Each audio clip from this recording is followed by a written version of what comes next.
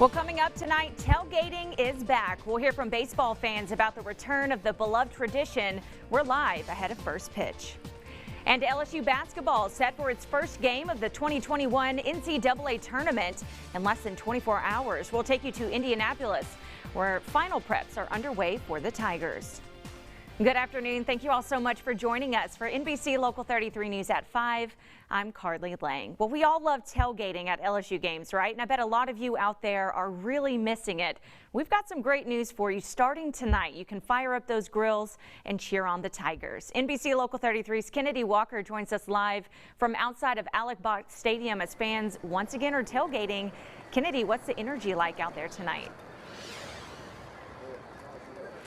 Hey Carly, you can definitely feel the excitement out here tonight as fans are finally eager that they can tailgate. As you can see behind me, there's some fans out here right now. They have their food set up, their television, getting ready for tonight's game. Now, there are some restrictions that you have to follow if you do plan on tailgating, like you must wear a mask and people cannot gather in groups of more than 15 people, and those people must be in the same household. I spoke to some fans tonight who say they believe this is a step in the right direction.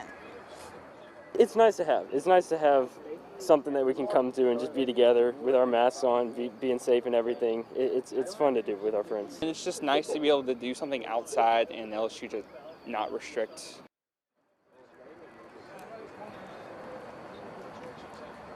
Now LSU is playing Mississippi State, and that game starts at 6 o'clock. You can tune in tonight to hear how fans feel about these new changes. Reporting live in Baton Rouge, Kennedy Walker, back to you. All right, Kennedy, thank you. Well, taking a look now at the latest COVID-19 numbers here in Louisiana. Today, the Department of Health is reporting around 200 new cases on more than 10,000 new tests. That's a daily positivity rate below 2%. 14 more people have died due to the virus. But we do have some good news tonight. For the first time since the start of this pandemic, less than 400 people are in Louisiana hospitals tonight. Nearly 70 of those patients are on a ventilator. Well, registration is open for the next group of people eligible for a COVID-19 vaccine. If you are an essential worker in Priority Group 1B, you can start getting your shots on Monday. Now, that new group covers workers in several different industries, including bus drivers, grocery store workers, and higher education. Pharmacies say they are ready. We do have doses available, and we have the staff that's ready to give it. So, yeah, we're pretty much ready. Now, again, you can start registering right now to get your shots. We have that information posted for you on our website, brproud.com. Well, tomorrow is Election Day across Louisiana. You'll be able to vote on 2 congressional elections going on in District 2 and District 5, along with other parish and local elections. Now, lower turnout is usually expected from these types of elections, but we may see an increase in mail-in voting. And specifically talking about the primary tomorrow, statewide, we have more than 50% of early voters have actually voted by mail, which is an unheard of event. You don't normally have mail-in voting comprising that large of a percentage of the pre-election day electorate.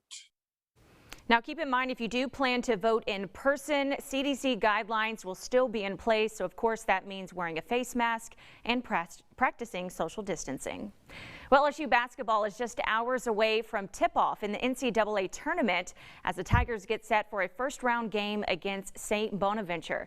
Next, our nation's Emily Proud is live tonight in Indy. Emily, what can we expect out of this first matchup? Well, this is a classic case of opposites. We'll see if they attract necessarily, but St. Bonaventure, they want to play defense, right? Out of 340 teams in the nation, they ranked 5th in defensive efficiency. They want to hold this thing into the mid to low 50s. Through the month of January, they actually were holding teams to 58 points per game. Now, meanwhile, LSU, they want to do the opposite. They want to play in the 80s or higher. They average 82 points per game. They're 8th in the NCAA in scoring offense. So, as the saying goes, something's got to give. We take some tough shots, but we take some tough shots because, you know, we give our guys a lot of confidence. We give our guys some freedom on the offensive end, but we also do that knowing that we're going to be playing 75, 73, 75 possessions a game. They hadn't played a 70 possession game since early January. So, you know, we've got to be a little bit, it's not just on the defensive end, we've got to be a little bit more cautious offensively with what we do and the shots we take, and make sure that we're taking great shots each time. Now, someone to watch and someone I'm sure the Tigers are preparing for is Bonnie's center, Osun Osunniyi. He is top in the nation in block shots. A big reason because of that is because he is 7'8" in wingspan. So that's much larger than I am. So he is incredible around the rim. He's a guy that's going to take a lot of tough shots and a guy that's going to block a lot of tough shots. For now, here in Indy, I'm Emily Proud. All right, Emily, thank you. Well, coming up, we'll take you live to Alex Box Stadium with team coverage tonight ahead of LSU's SEC opener. That's coming up in Go Nation. And the latest from the Capitol on that investigation into LSU's handling of sexual violence reports, why lawmakers say LSU's president at the time should face discipline at his current job. We'll have details next.